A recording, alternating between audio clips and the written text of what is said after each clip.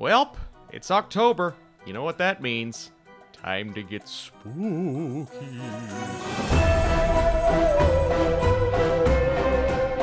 What is up, Netflix fans? Welcome back to my channel. So I've been doing a series on my channel called What to Watch on Netflix, but since it's October, we're close to Halloween. I want to do this for a few streaming platforms. Want to start with Netflix, giving you guys 5 options, movies or shows to watch on Netflix to celebrate Halloween, aka some scary stuff. Now, these may not be the most obvious options, a few of them might be, and you may be asking, Austin, where's Stranger Things, Silence of the Lambs? There are absolutely more than 5 options on Netflix. That's why I need you guys in the comments down below. What are some options on Netflix right now that you guys would recommend to others? It's not just about the video, it's about all of the recommendations in the comments. Appreciate you guys. If you like this series, you want to see it continue for other streaming platforms, be sure to drop this vid a thumbs up. And I do want to say really quick, 2 out of these 5 I know are available all over the world. The other 3, I'm not 100% sure. I'll be honest with you guys. The lists on the internet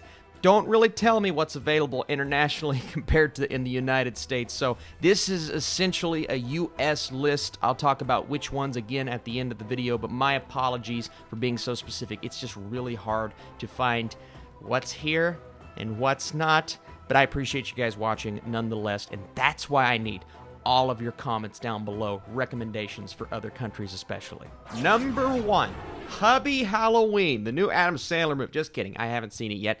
Sleepy Hollow. Let's throw back to the good old Tim Burton days, but not necessarily to a Tim Burton movie that a lot of people talk about. We know he loves Johnny Depp. We know this was one of the first times they were able to collaborate together, 1999. It's the classic story. We all know it. Ichabod Crane, he's sent to Sleepy Hollow to investigate the decapitations of 3 people. And the culprit, of course, is the Headless Horseman. We have Christina Ricci. Like I said, Tim Burton, you always expect something wacky and crazy and unconventional with his style, but it's almost the perfect Halloween story. Sleepy Hollow is a play that I've seen countless times, and it always feels like I watch it or I get near the story in the month of October. So kind of bringing this back, but allowing it to play out under the direction of Tim Burton, who is known for giving us great Halloween stories. And then Johnny Depp, I think, doing a really good job in this movie. It has some scares, absolutely,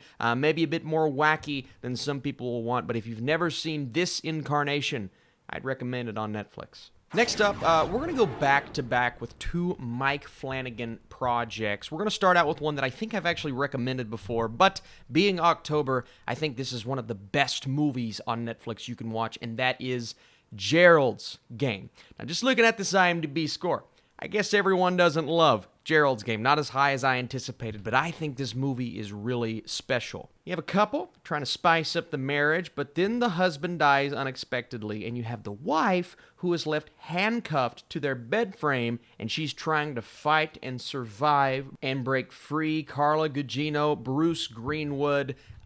This movie ends up getting really terrifying. A lot of it has to do with the imagery that Flanagan is able to bring us, but it really is taking this kind of ridiculous concept. Of course, you have a Stephen King project, so you know it's going to turn out scary eventually, and I didn't really know where the story was going the first time I watched it, but being under the reins of someone that talented in a director like Flanagan, giving us a really interesting, unconventional, contained story. She's handcuffed to the bed throughout the entire movie. Now we get some flashbacks, but again, it's the imagery, it's the scary moments in that 3rd act, and the fact that I just think it's a fascinating story. I think it works perfectly in the month of October. If you guys need something different to watch on Netflix, check this one out. But the one that I think is the most obvious choice, I mentioned, I'm not going to name super obvious things, but it's all in honor of Monday, when The Haunting of Bly Manor drops. I've already filmed my review. I'm bringing that to you guys then. But as of right now, if you're not caught up, even though it's a completely different story, watch The Haunting of Hill House. It is such a great show. It's all about this family returning to this home.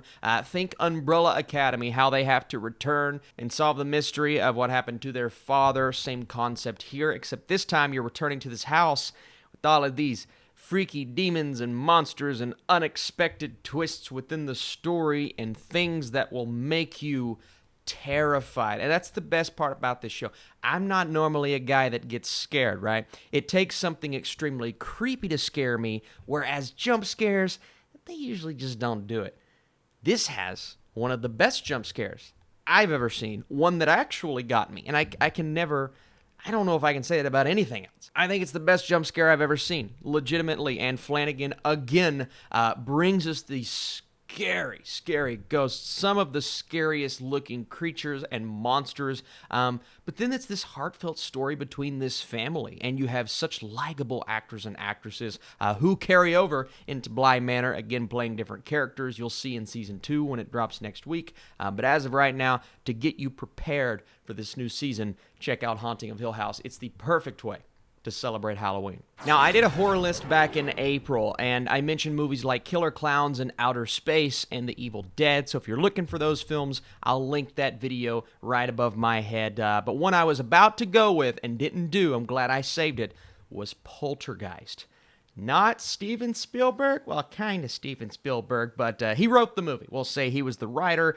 Tobe Hooper is the director, but this movie captures every bit of magic that you expect from a 1980s horror film, but it's also very much a thriller with some of the scariest imagery you could imagine. A family's home is being haunted by a host of demonic ghosts, and so many iconic moments from the child up next to the television and just the terror that comes from that screaming little girl. Craig T. Nelson's character was great in this film, and it is essentially, I mean, I know technically didn't direct it, but Steven Spielberg bringing us a straight-up horror film, Poltergeist. The name is scary enough, but this, in my opinion, is a classic horror movie in the early 80s. This is up there with some of the greats, in my opinion, just because, A, it holds up, but B, it's also just a really interesting and fascinating tale on top of the horror imagery. So if you guys get a chance and you want to go see more of a classic film, check this one out, Poltergeist. There is a remake, but in my opinion, the original is better. All right, it's Halloween. We want horror. We want scary imagery. What is scarier than a dead body coming back to life? This is The Autopsy of Jane Doe. It's not my favorite movie on this list, but I think it's a really well done horror film with a lot of good, and I keep using this word, imagery. That's what it's all about. We want those scares. I mentioned before, jump scares don't normally get me, but sometimes we're kind of craving jump scares. And this is a movie that brings us jump scares, but it also brings us terrifying things to look at. You have a father and a son, basically two coroners. They're pulled into a mystery while trying to identify the body of a young woman, but there are dark secrets within this woman, a lot of things surrounding this woman. It's a scary movie. It's a creepy movie. The further we go, the further we're entrenched in the mystery of it all. Now, does it have some cheesy things within there? Absolutely, but most horror movies do. The good thing about this film is the fact that it will creep you out while watching, because nothing is scarier than a movie about a coroner where dead bodies are just coming back to life and doing freaky things. So The Autopsy of Jane Doe is one that you just read the title, you expect it to be scary, but this is my final recommendation of the day. I do think it is worth a watch. So there you go, 5 movies and shows that you guys can watch in preparation for Halloween in October. They're on Netflix right now. Again, this is in the United States. Internationally, the ones that I know that are on there are Gerald's Game and The Haunting of Hill House. The other 3, you may have to find other options, but if you're not in the U.S. and you have some horror recommendations, be sure to leave those below as well. Appreciate you guys big time for watching. Stay tuned. I believe the next one we're going to do is Amazon Prime or maybe HBO Max. We'll have to see. See you guys soon.